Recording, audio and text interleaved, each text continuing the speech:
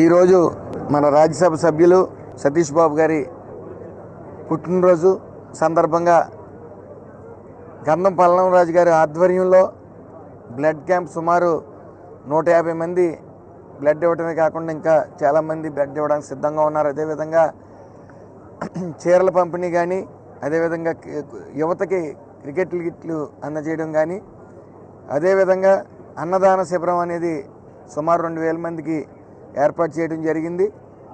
ముఖ్యంగా సతీష్ గారు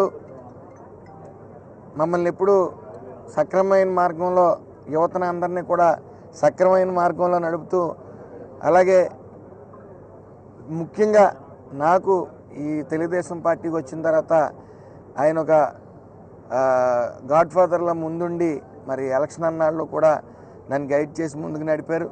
అలాగే పల్లంరాజు గారు ఏది చేసినా కూడా ఎవరు ఊహించిన స్థాయిలోనే ఏది భుజాల మీద వేసుకున్నా సరే, అలాగే ఆయన ఏ పనున్నా సరే నిమగ్నమై అది సక్సెస్ చేస్తూ ఉంటారు. ఆయన మరి సతీష్ బాబు గారు ఈ రోజున ఇక్కడ లేకపోవటం వల్ల, ఢిల్లీలో ఉండటం వల్ల, వాళ్ళ తనయుడు సూర్య గారు ఇక్కడికి రావటం మరి పల్లంరాజు గారు అమ్మాయిల్ని అందరినీ కూడా చాలా సంతోషాన్ని ఇచ్చింది.